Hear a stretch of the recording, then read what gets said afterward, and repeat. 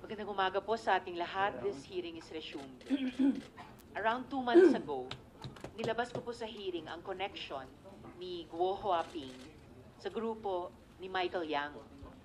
Kung matatandaan natin, si Hong Jiangyang na nakababatang kapatid ni Michael Yang ay may joint account sa isa sa mga kasosyo ni Guo Huaping sa negosyo, si Yu Zhengkan.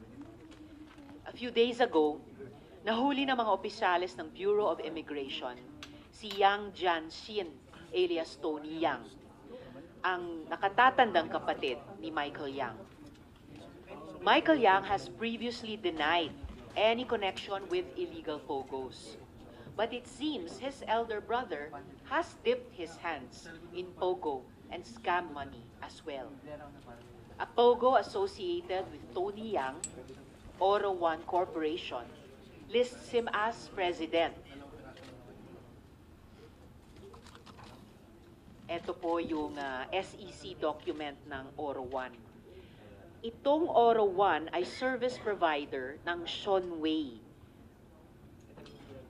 At ito naman po yung registration ng Pagcor Oro One bilang service provider ng Shonway Technology Inc. Shonway na alam natin na binaliktad na pangalan ni Lin Weixion, alias Alan Lim ng Pharmally. Ang email naman ng Shonway, ginagamit ng isa pang POGO, Rick Hearts, na ang papeles ay nakita sa Bamban. Mukhang iisang network o iisang one big happy Pharmally lang talaga ito. Tagal na natin nababalitaan si Michael Yang. Ang katotohanan ay bagamat mas kilala si Michael, si Tony ang sinasabing totoong architect ng operations ng mga Yang. Mamaya po sa aking pagtatanong, mas palalalimin ko pa ang mga koneksyon ni Tony Yang, Guo Huaping, Mayor Dong Kalugay sa isa't isa at sa iba pang mga persons of interest. I also wish to surface other areas of concern. Halimbawa po, nabatid namin na ang Homalig Island sa Quezon Province ay mistulang playground ng mga Bamban POGO bosses at posible din na pinagtaguan ni Guo Huaping. Ang co-accused niya na si Yang Bin ay may family link sa mismong nakaupong pamunuan ng Homalig. Titiyakin natin na managot ang dapat managot. At ang mga polisiya natin ay di ganito kadaling paglaruan. As our hearings draw to a close, sa palagay ko ay mahalaga ding balikan kung bakit natin ito ginagawa at para kanino. Sa gitna ng mga seryosong usaping ito, nakukuhang magpa-cute at magpa-kengkoy, sina Guo Huaping, Cassandra O, at iba pa. May love angle, may pakilig, may paawa effect pa. It is important to sift through the noise and remember what this hearing has always been about. Human beings forced to work as slaves and the ineptitude of Philippine law and government to prevent it. Inaalipin, sinasaktan, at inaabuso habang nagpapayaman ang mga nila Guo Huaping This is front and center of our investigation. This blatant abuse of our institutions must stop. These human trafficking activities must stop. These money laundering activities must stop. Buwagin natin ang mga sindikato ito. Sa araw na ito ay ihahain ang sabina laban kay Guo Haping alias Alice Go, Jiang Miel alias Sheila Go, at Cassandra Leong. Haharap kayo sa hatol ng batas. Sheila Go, the Senate's contempt order on you is lifted. And I direct the OSAA to transfer your custody to the Bureau of Immigration, pursuant to the mission order issued by the Bureau against you. May I ask the committee secretary momentarily to acknowledge the resource persons and administer the oath to those who haven't taken it yet. Noong nakaraan kong hearing, sinabi natin na magtatanong ang mga hindi pa nakatanong noong nakaraan. Pagkatapos ng chair at pagkatapos ng ating Senate official, ito ay sina Senator Villanueva. Ito ay sina Senator Villanueva. Tapos ay in order of arrival na sina, pagkatapos ng chair, mauna si Senate President Pro Tempore, Senator Estrada, and then kasunod nga si Senator Joel, Sherwin, Senator JV, at Senator Roy De La Rosa. At ito pagkatapos ng chair, I will ask each of my dear colleagues to keep to 15 minutes each per round. I will try to keep my questions brief to give more time to others. And I would also like to gently ask my colleagues to respect this sequence. Salamat po. Comsec, paki-acknowledge ang resource persons. Good morning, everyone. The committee would like to acknowledge the presence of the following resource person. We have from the Department of Justice, we have I'm sorry, Comsec, may I momentarily interrupt you. I need first to ask my dear colleagues kung meron po kayong mga opening statements. Senate, Madam Chair, just quick, yes, before the opening intervention. statements. Madam Chair, I saw in the news yesterday that the shareholders and incorporators of Zunyu One and Hongsheng were surrendered to the NBI after the issuance of the warrant of arrest by the courts. These are namely Roderick Paul Pujante, Juan Miguel Alpaz, Jemelyn Cruz. Jemelyn Cruz is the president of Zunyu One. Then Thelma Borogo Requiro, she's the president of Hongsheng. Then the other incorporators are Rita Iturralde,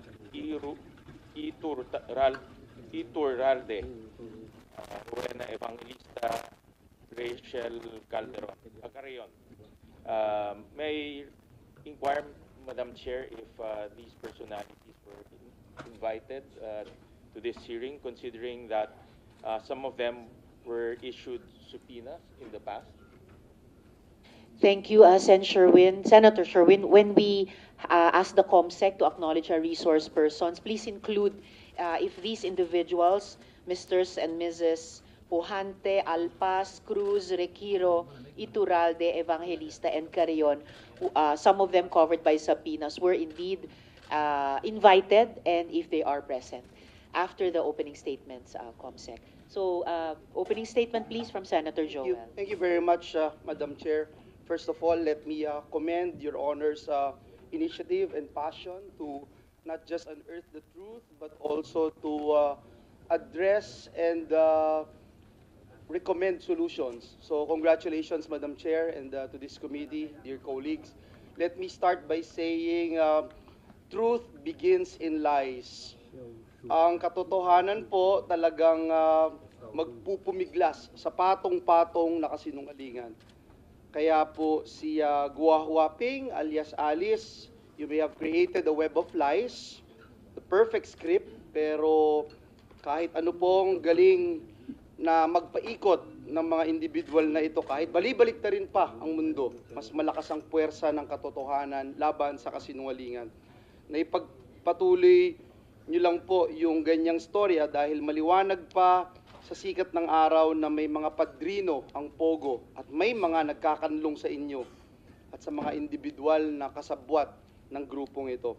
May dalawa pong dating commissioners ng Bureau of Immigration ang nakulong dahil sa bribery. Ngayon, may nasibak na sa pwesto na dating BI commissioner dahil hindi niya nagampanan, di umano, ang wasto at tama ang kanyang trabaho. Maging po sa ating kapulisan, nakakalungkot man isipin, kahit usap-usapan lang sa Intel community, wala naman sigurong masusurprise kung hindi sangkot ang mga kapulisan natin, maging ang mga dating opisyal ng PNP. Bakit nga po ba parang hindi nauubusan ng salapi ang mga tao o grupo sa likod ng Pogo? Dahil hindi rin po malayo na may international mafia sa likod ng lahat ng ito. Tandaan po natin na bagamat nasa Pilipinas ang operasyon ng Pogo, may mga foreigners po o foreigners talaga sa ibang bansa ang mga suki nito. Ang labis na ipinangangamba po natin ngayon, Madam Chair, ay ang mga nabibiktima na local government units na infiltrate na ang Banban, nakarating na sa Suwal, sa Porac, Pampanga, sa Cebu, etc. Hindi pa po natin alam hanggang sa ngayon kung ano-anong mga LGUs ang mga infested na ng mga Pogo. Anong mga LGU pa kaya ang nahawa sa Pogo pandemic na ito? Na-file na po natin yung Senate Bill number 2752 o ang Anti-Pogo Act. Pero kahit, Madam Chair, maisabatas po ito, kung hindi naman natin mapupuksa ang pinakaugat ng Pogo at matunton ang puppeteer nila alias Alice Go, babalik at babalik din po tayo sa kasamang dala ng Pogo. Madam Chair, this is the reason why we are all here to address and resolve the gaps in our laws. Let me remind everyone, unang-una, klaro po na dapat nating paigtingin ang mandato ng ating mga ehensya upang suriin ang mga bagay na nasa kanilang jurisdiction. Halimbawa, ang Philippine Coast Guard na nagsasabing hindi raw nila sakop ang pre-departure inspection ng mga pribadong sasakyang pandagat. Kailangan pong matakpan din ang mga loophole kagaya nito. Gayon din ang PSA sa pagtanggap ng delayed registration of birth certificates na madali naman palang malulusutan. Isa sa mga naging daan upang magawa ang napakalaking krimen at kasinungalingang ito. Pangalawa, Madam Chair, nais po nating bigyang pansin ang kahalagahan ng pagkakaroon ng isang tinatawag na integrated database ng ating mga ahensya.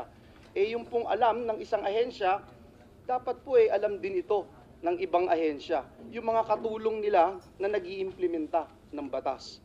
Nakakalungkot nga, Madam Chair, because before I made my opening statements, I asked if we were able to get the protocols on how they develop their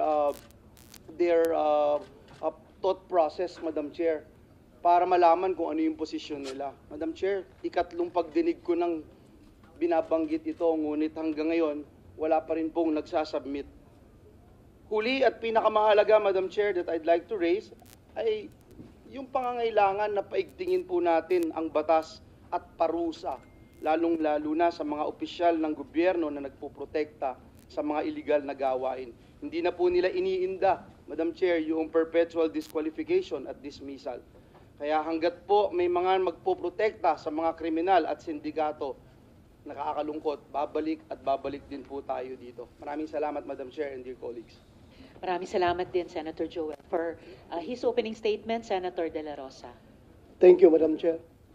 My opening statement is all about the official statement coming from the Council of Chiefs, which I am a member, Madam Chair, if I may read this statement. Please proceed. The Council of Chiefs, 8th floor, State Center 2, Ortigas Avenue, Mandaluyong City. The Council of Chiefs, composed of former chiefs of the Philippine National Police, strongly condemns the irresponsible statement made by retired AFP Brigadier General, now a senior PAGCOR official, Raul Villanueva, during the Senate investigation of illegal pugos last September 17, 2024.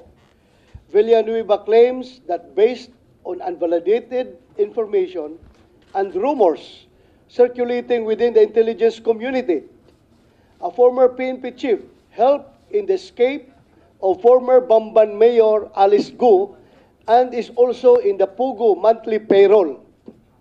This is a sweeping accusation which maligns and brings dishonor to all of us, former chiefs, who have dedicated the best years of our lives in the service of the Filipino nation.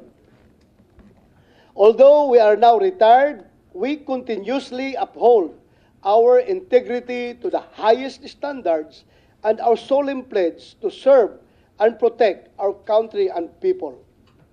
As a retired Brigadier General himself, schooled in the Philippine Military Academy's tradition of producing an officer and a gentleman, it is incumbent upon himself, in the interest of transparency, fairness, and justice, to identify this rogue former PNP chief to clear the names of those not involved.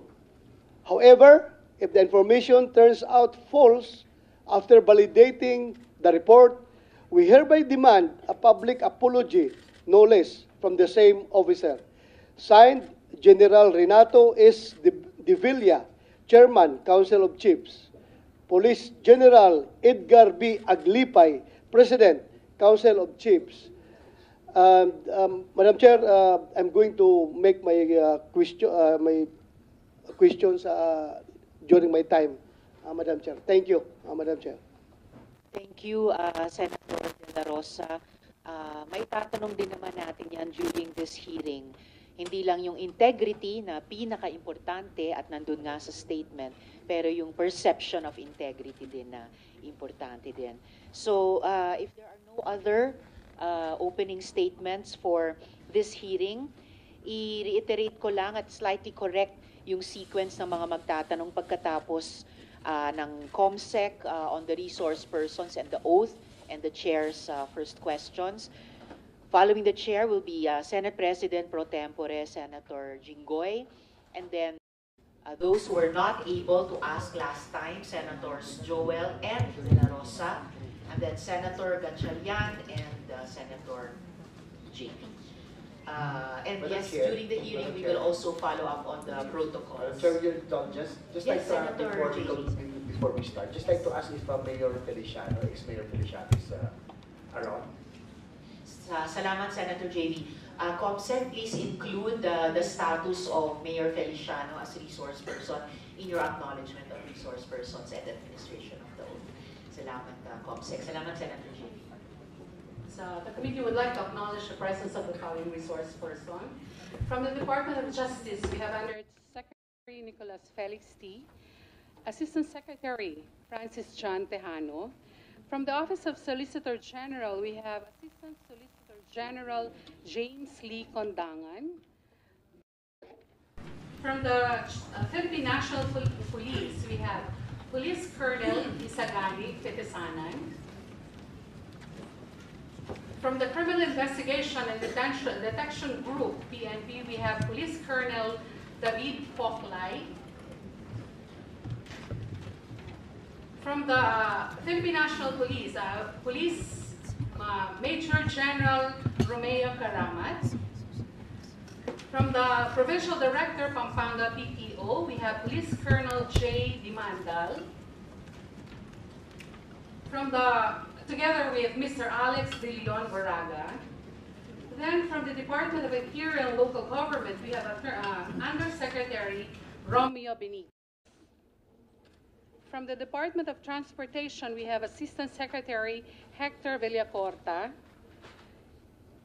Then we have Undersecretary Gilbert Cruz from the PAO, together with Director Winston Casio. Then from the Philippine Amusement and Gaming Corporation, we have General Raul P. Villanueva. From the Anti-Money Laundering Council, we have Attorney Adrian Arpon.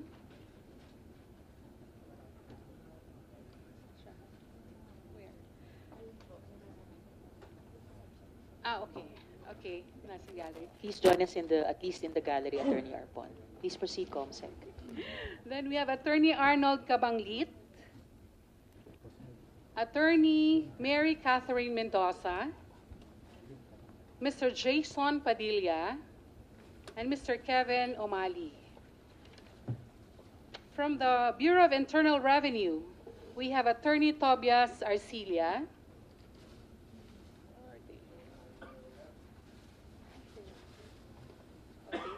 then Attorney Edgar Alan Reyes.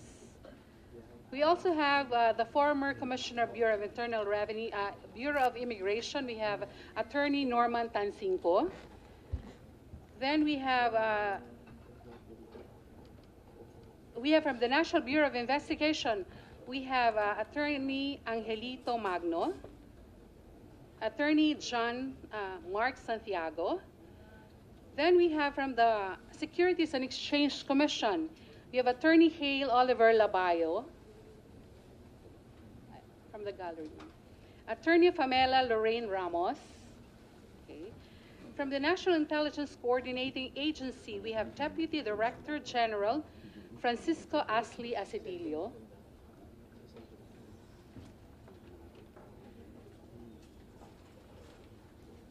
From the Philippine Statistic Authority, we have Attorney Eliezer Ambatali,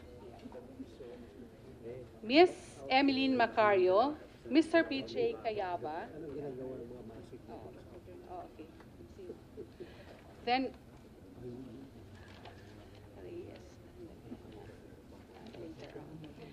from the Philippine Statistic Authority, we have Attorney Eliezer Ambatali, Miss Emily Macario, Mr. PJ Cayaba. Then from the Manila International Airport Authority, we have Miss Maria Lourdes San Juan Reyes. Okay. From the Maritime Industry Authority, we have Attorney Dem Thomas Redonia.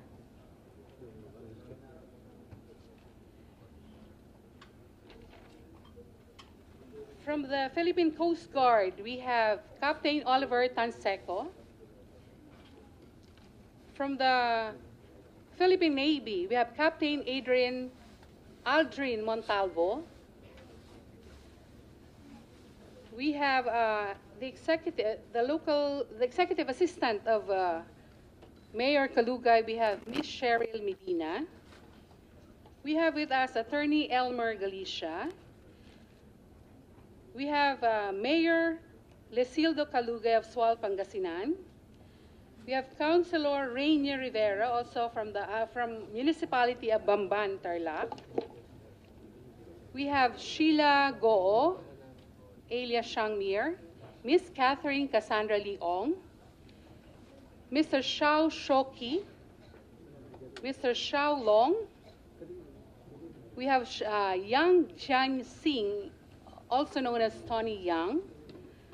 We have Miss Caroline Batay.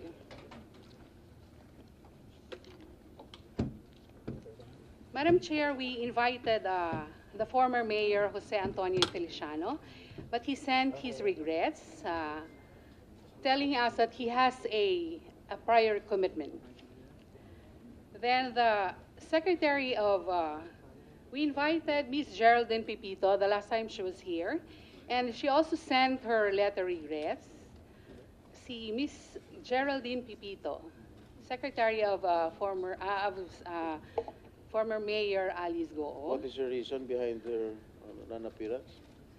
As per her letter,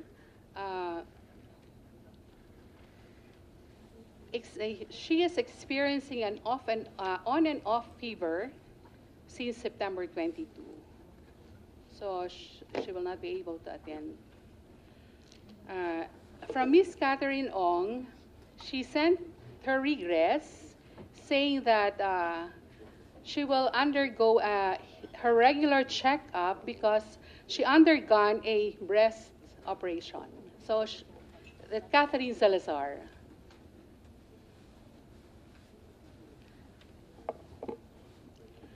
We sent an invitation to Miss Garly Santos Macaranas, the one that was mentioned during the last hearing.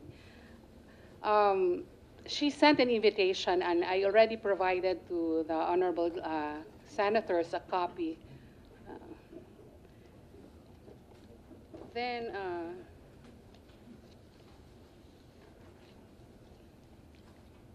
Madam Chair, as regards Roderick Paul Pujante, Juan Miguel Alpas, Miss Jaylene Santos Cruz, Telma Barogo Riquero, Rita Oiturralde, Rowena Evangelista, Raquel Joan Malonzo Carrion, we wrote the National Bureau of Investigation because these people have been detained at NBI, and we received a letter from Judge Santiago, if I may read. And before you read the letter from Director Santiago of NBI COMSEC, aside from these 5 persons, pati ba si Mr. or Ms. Pujante at Alpas kasama dyan sa letter? Yes, Okay, ma'am. please proceed, COMSEC. Yes.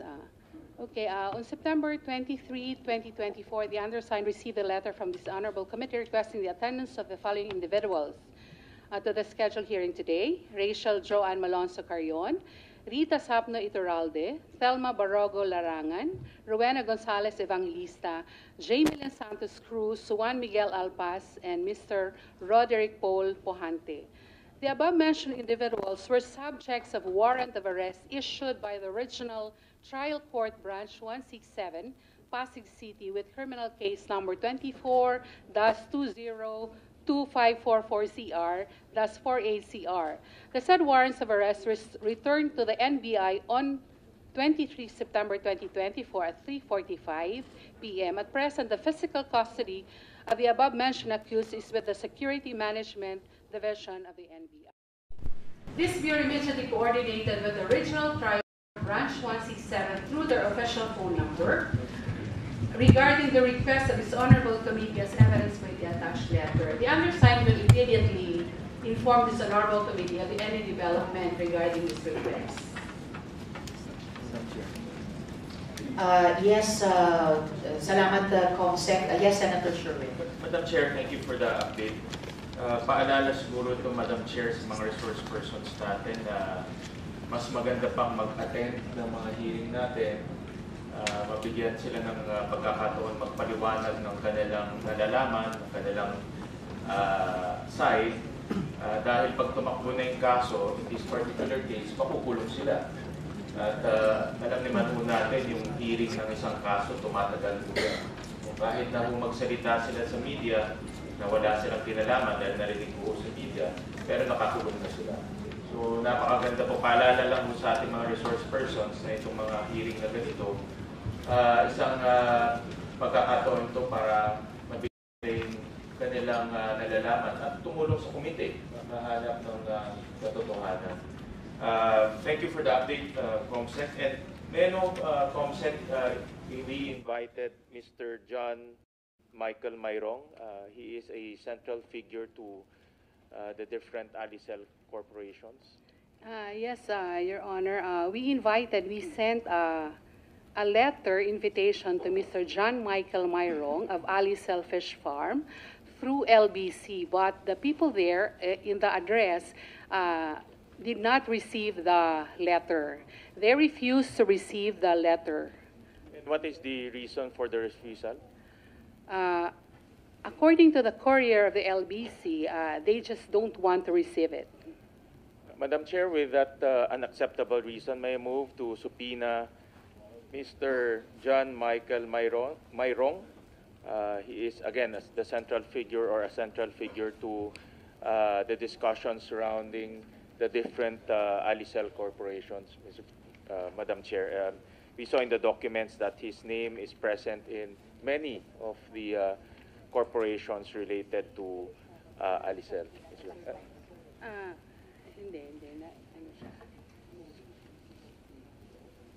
There is a motion to subpoena Mr. Larangan. I'm sorry. John Michael Mayrong. J.M. Mayrong, duly seconded. So ruled, COMSEC, paki-issue yung subpoena laban kay Mr. Mayrong. And point very well taken yung sinabi ni Senator Sherwin dun sa ibang invited resource persons, some already covered by subpoena, sa pag-absent sa hearing na ito. Lalo na dahil, gaya ng binanggit ko kanina, patapos na ang mga hearings na ito. Kumbaga, nagsasara na rin yung window of opportunity sa mga resource persons. Magpakita dito to honor the invitation or lalo na to honor a subpoena at magsabi na ng totoo. Kumbaga, pa-last chance na magsabi ng totoo sa komite in aid of this investigation. COMSEC, to follow up, anong status ng imbitasyon natin kay JP Samson? Madam Chair, we sent a subpoena to Mr. Samsung, and it was received by his driver, and there's no reply from them. Madam Chair, if I may. Yes, SB Pro Tempore. Yes, according to our committee secretary, Mayor Feliciano declined the invitation because of a prior commitment. Yes, sir.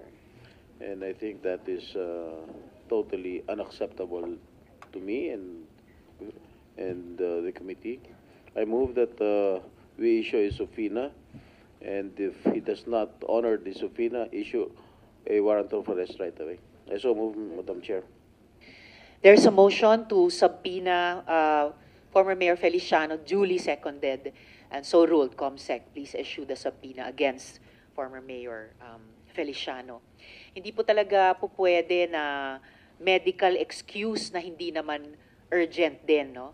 So, I address this to those already mentioned na nagsasite ng medical reasons at pati kina Ms. Geraldine at Ms. Catherine. You will be invited to the next hearing dahil mukhang posible talagang may isa pang hearing kung madami ang sakit-sakitan. Do not fail to heed that subpoena of the committee. Madam Chair, Yes, if I may Senator Joel. just ask another question to our COMSEC. So, si G and Kath are both absent today. And it appears, Madam Chair, na package di lagi silang dalawa. But anyway, yung isang question lang that I'd like to raise is to confirm the status of this representation's request from the very first hearing to the last hearing and this time about the protocols of the different agencies. Did you get anything from any agencies? Thank you, Senator Joel. COMSEC, I'll ask you to answer the question of Senator Joel pag natapos na natin yung tungkol sa resource persons at yung pag-oath take nila. But that is, binanggit na rin ng chair kanina, isa yun sa mga substantive na pending pa, no? Yung protocols sa pag-imbestiga na hinihingi sa ating mga investigative and law enforcement agencies. Regarding JP Samson, he sent a letter to the chair citing a medical condition that prevents him from actually standing up and coming here, lymphedema or lymphedema. So we can have him on Zoom, pero haharap pa rin siya sa komite at the very least sa ganung pamamaraan. And last but not the least, at this point in time, tungkol kay Ms. Garly, may sulat po siya